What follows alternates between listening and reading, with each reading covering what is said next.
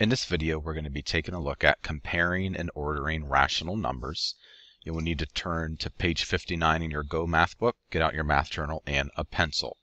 Now, the very first thing we'll take a look at is the essential question, and that is, how do you compare and order rational numbers? So let's take a look at the Explore activity on page 59. It says fractions and decimals that represent the same value are equivalent. In other words, they have the same value. The number line shows equivalent fractions and decimals from 0 to 1. So we'll be able to see some examples of ones throughout this time. So we can see 3/10 as a decimal is equal to 3/10. It's a fraction. 4/10 is equal to 2/5. 6/10 is equal to 3/5. Now we'll take a look at why some of them don't sound the exact same. For example, 4/10 is equal to 2/5. Because when 4/10 is simplified, it is 2/5. So 4/10 and 2/5 would both equal the same. Okay, so that's why some of these fractions and decimals don't necessarily sound alike. For example, 3/10 and 3/10 both sound alike, but 4/10 and 2/5 do not. Okay, so what we can see here, it says, for A, complete the number line by writing the missing decimals or fractions. So we can see 1/10 as a fraction. We need to write 1/10 as a decimal, so 0.1. We have 2/10 as a decimal. So think of 2/10 as a fraction. We know that 2/10 can be simplified to 1/5. So 2/10 is equivalent to the 1/5 as a fraction there. Now let's continue to look at some other ones. We can see 1/2 is equivalent to 0.5. 5/10 there. Once again, 5/10 simplified as a fraction is 1/2. 7/10 is actually equal to 7/10 there as a fraction. You cannot simplify 7/10. And 4/5 is actually equal to 8/10. Because if we were to take 8/10 simplified down, it does equal 4/5 there. So let's take a look at letter B. So hopefully you can see with that number line how decimals and fractions are equivalent. So it says use the number line to find a fraction that is equivalent to 0.25 and explain. So what we can see here with this, 0.25, or we think 25 hundredths. So we have 25 hundredths written as a fraction. If we simplify that, that is actually 1/4 simplified down all the way. 2500 simplified 1/4, and we can write that explanation. I want you to write this in your Go Math book as well.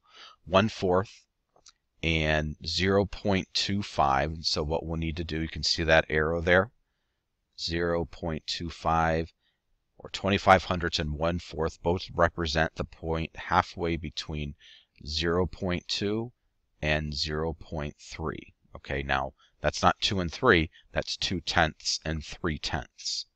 Okay, so 0.25 represent that middle point between 2/10 and 3/10. So we can take a look at letter C.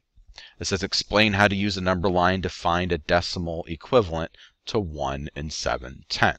Now, 1 7/10 is a little bit different than the other numbers we've been looking at, decimals or fractions, because we can see 1 7/10 is what's called a mixed number.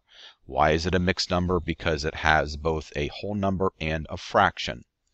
So it's equal to 1 plus 7/10. So 7/10 is equivalent to 0.7.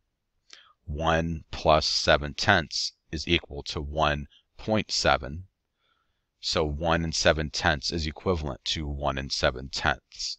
Okay, so we can see how that would work on a number line. So let's take a look at letter D. I want you to write this down with me.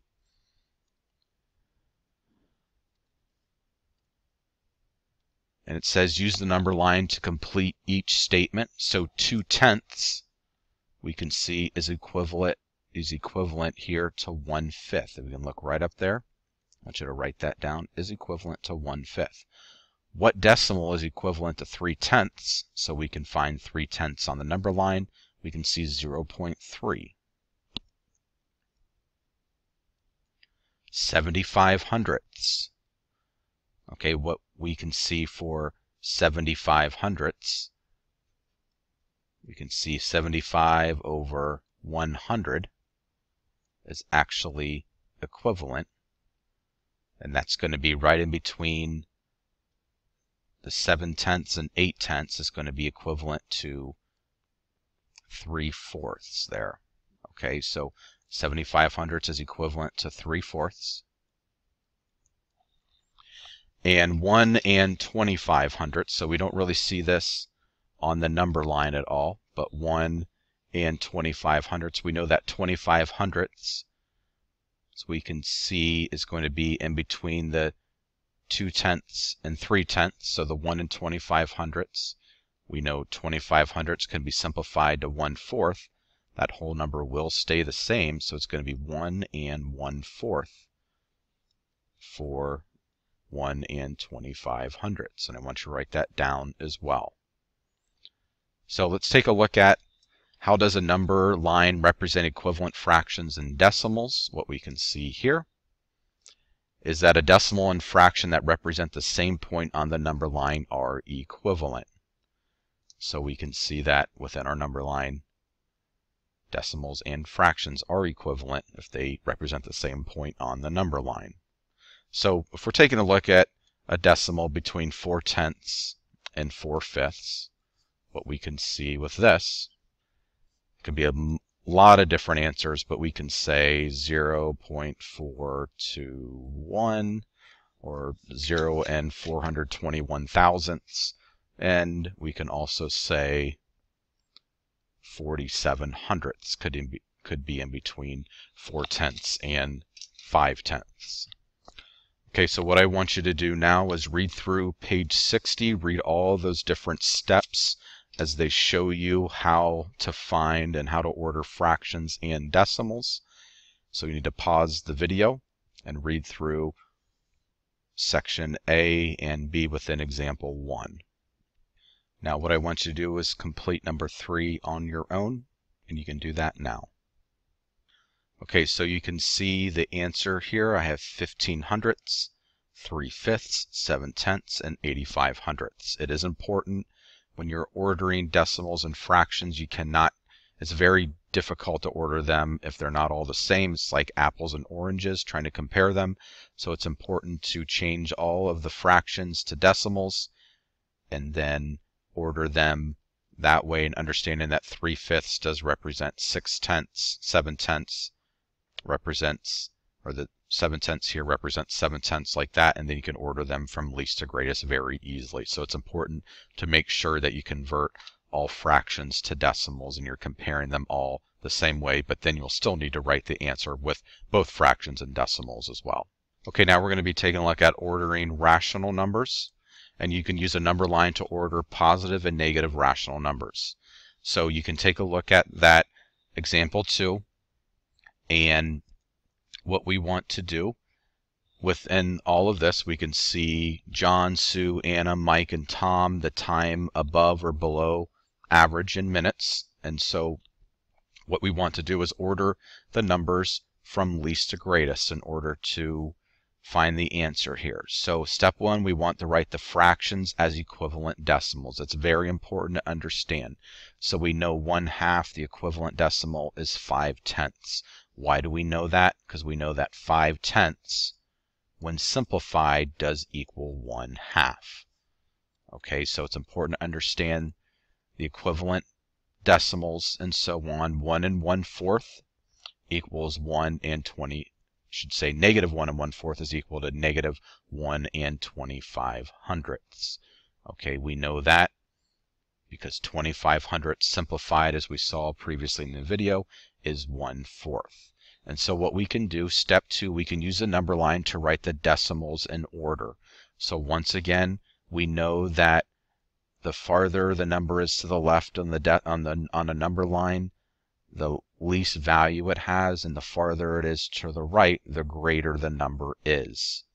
Okay, so now that we're comparing what I would say apples to apples, in other words, everything's a decimal, it's very easy to compare fractions and decimals with each other. So we can line all of these up: 1 and 95 hundredths, 1 and 4 tenths, 5 tenths, -1 and 25 hundredths, and -2 is very easy. But you also need to remember, what did you convert 1 and 25 hundredths from? We know it's, I should say, -1 and 25 hundredths. It's converted from -1 and 1/4. So when you go to write your answer, you can't write them all as decimals. You have to go back and make sure you know what you converted. So we have the numbers order from greatest to least. We can see right here.